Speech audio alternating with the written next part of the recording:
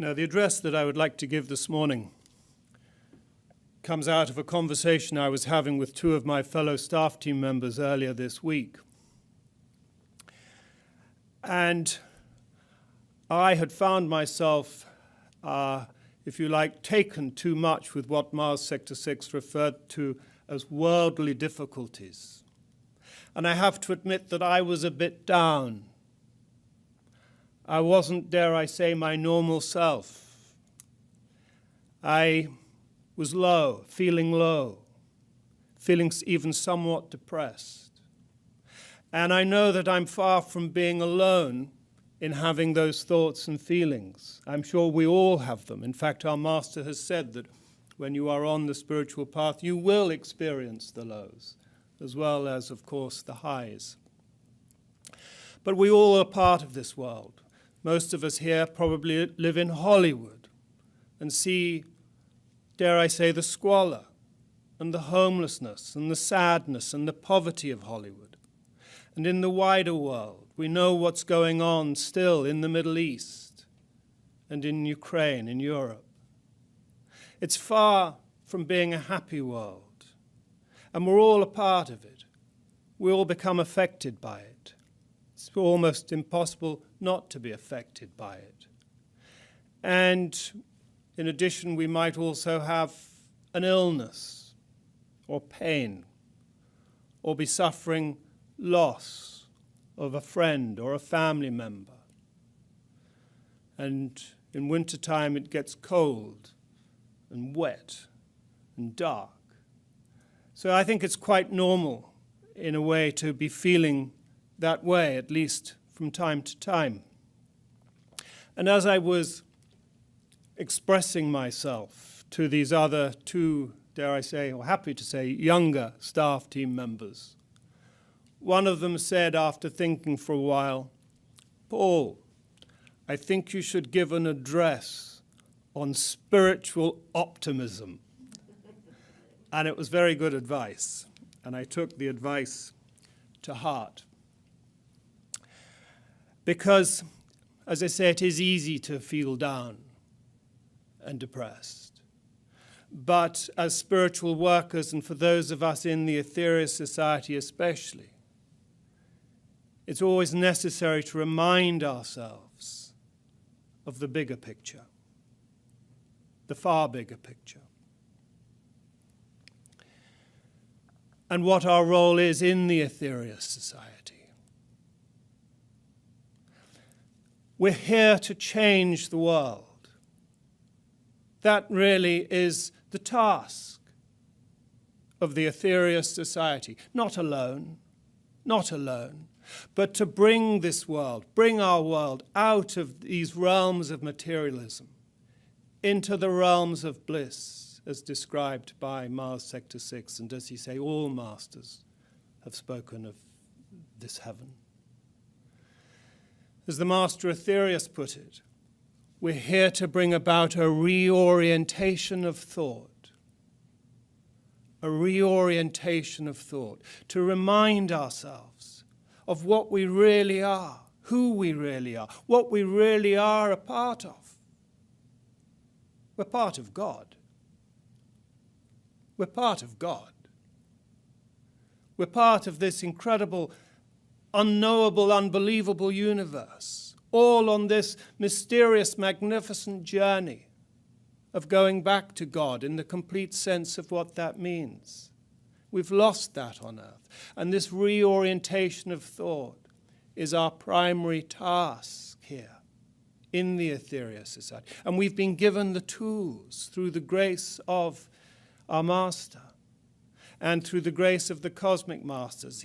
Mars Sector 6 spoke of the energy which is being radiated from satellite number 3. But it's not, as we know, an easy task to bring about this reorientation of thought. I think we can say it's happening. Perhaps it's not happening quick enough. And so in that, not it being an easy task. I'd like to quote someone some of you may be familiar with, a wonderful human being, an American writer, Joseph Campbell, who wrote The Hero's Journey and the Power of Myth. And Joseph Campbell wrote, I'm slightly paraphrasing this, but he wrote, you don't have to go far off the orthodox path to find yourself in very difficult situations.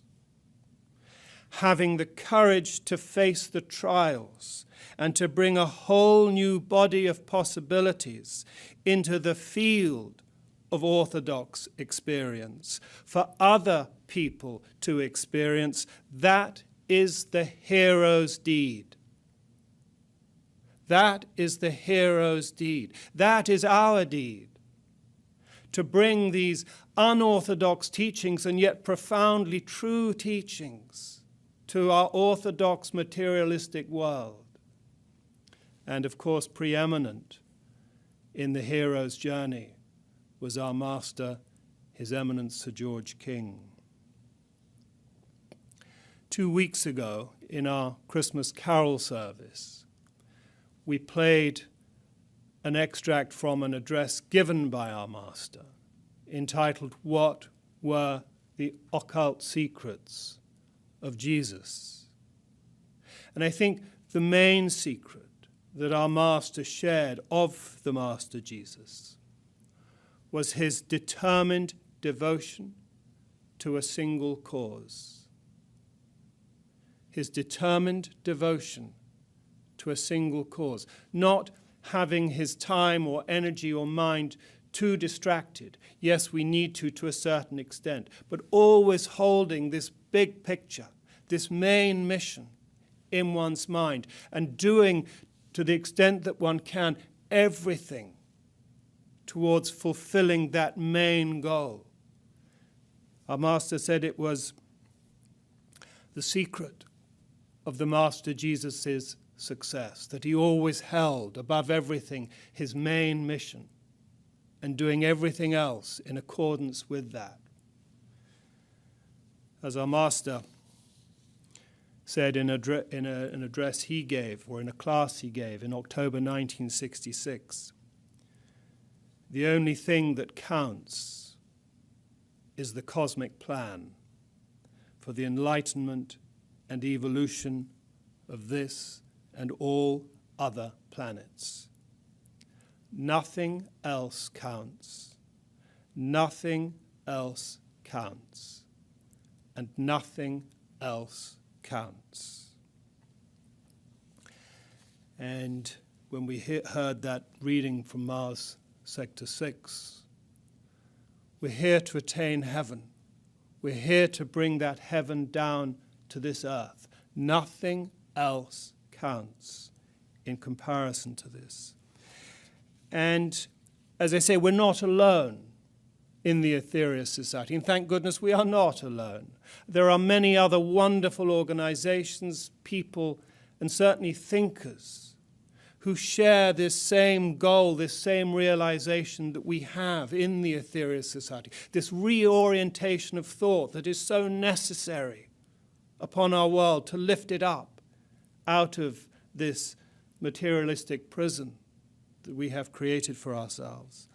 And one of those thinkers is another personal favorite of mine, a man, unfortunately, these gentlemen are no longer alive, but the late Thomas Berry, who was a wonderful Christian cosmologist who wrote The Universe Story together with Brian Swim. Wonderful human being who grasped this bigger picture. And he wrote, to attain peace among the nations in any dynamic or enduring form requires not simply political negotiation, but a new mode of consciousness. The magnitude of this change is in the order of religious conversion or of spiritual rebirth. A change is needed in every phase of human life. A change in the order of religious conversion or of spiritual rebirth. And that is what the Aetherius Society is bringing to the world, has brought to the world, through the grace of our Master, His Eminence Sir George King, the great evolutionary journey that we're all on as described in the 9 Freedoms. The recognition and realization that this Mother Earth is a living being to whom we owe everything, almost, but certainly owe. And the existence of beings from other worlds who've been visiting and helping us throughout all the time that we have been here, and that life goes on beyond death in the great mystical, metaphysical law of reincarnation. That's the kind of change that is needed. And in addition to Thomas Berry, I'd like to quote the late President of the Czech Republic, unfortunately another gentleman who is no longer with us, but the late Václav Havel, in an address he gave to the United States Congress, when he said, without a global revolution in the sphere of human consciousness, nothing will change for the better in the sphere of our being as humans.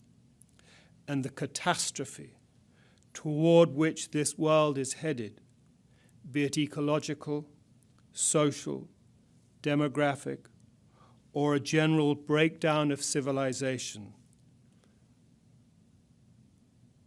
will be unavoidable without this global revolution in the sphere of human consciousness. We are living in a pivotal moment. As we've been told by the Master Aetherius, the Aetherius Society is the master cog in this pivotal moment. And I'd like to set that a little bit into history, or give it a little bit more perspective of how pivotal this moment is. And I will be brief. I'll be so brief that I will convert 4.5 billion years into 24 hours. Because if we think of the Earth, or as we've been told, this Earth is approximately 4.5 billion years old. It's a very long time for us to wrap our heads around. But if we make that 4.5 billion years of time into 24 hours, into yesterday, this time yesterday the Earth was born. Then into that time frame, Maldek was 6 minutes ago. It was just 6 minutes ago, whilst I've been speaking to you. Lemuria, the fall of Lemuria, was about 1 minute ago. 1 minute ago. And Atlantis, on that time scale, just a few seconds ago. And yet we're on the verge of this great change. And I think when you look at it in that perspective, how close that change is. And we're here to help usher it in, to help prepare the way, literally, for the coming of the next master.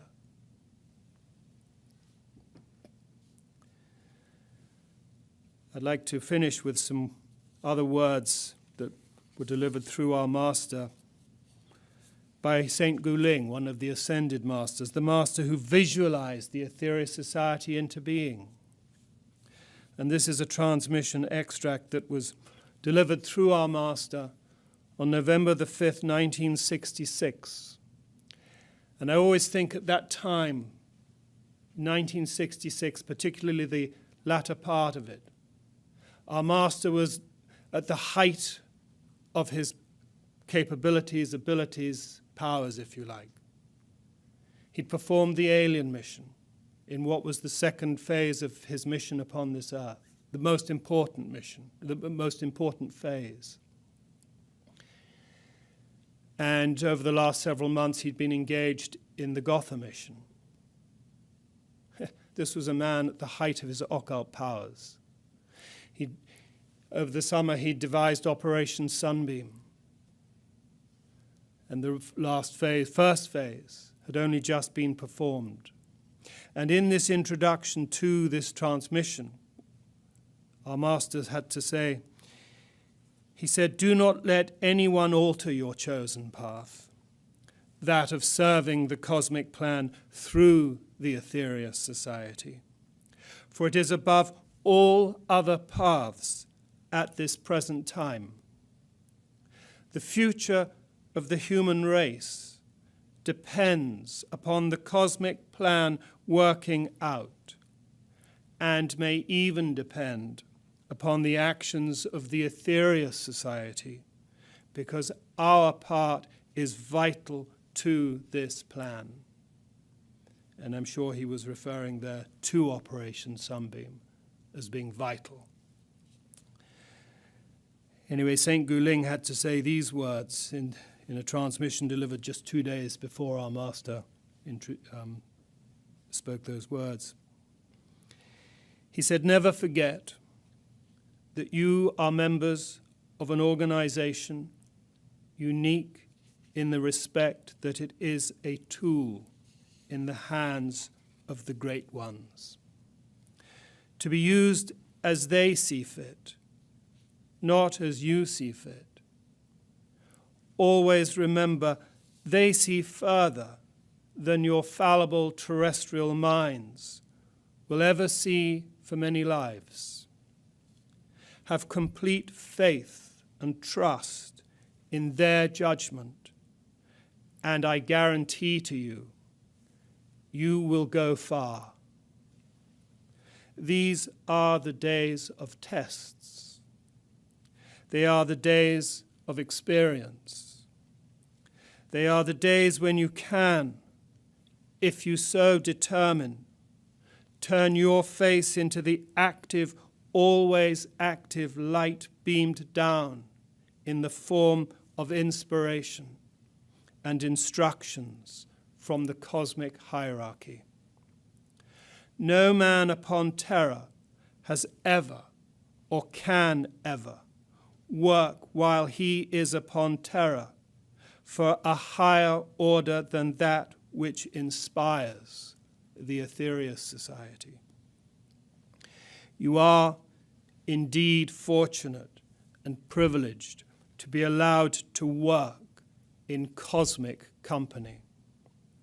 You would do well to remember this until it burns into your very souls. It is a time of cooperation, a time of harmony, a time when all of you must be prepared to work together. You are indeed privileged to be used by the forces which deign to use you. Remember this. And I think those words, even though they were given in 1966, all of them apply, but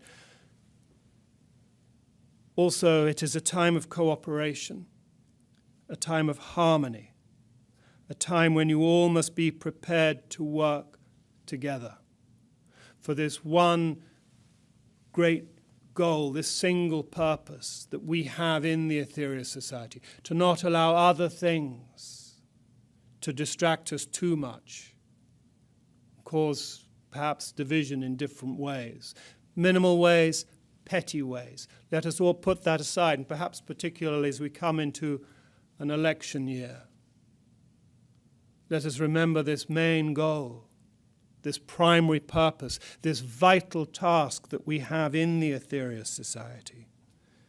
And I'd like to quote one other thinker, an environmentalist. This one, I think he's still living. God bless him. A chap called Paul Hawken, the environmentalist who wrote in his book, Blessed Unrest, healing the wounds of the earth and its people does not require saintliness or a political party. It is not a liberal or conservative activity. It is a sacred act. It is a sacred act. And I think as we go into this new year, let us remember this sacred act which has been entrusted to us and the Aetherius Society. Thank you.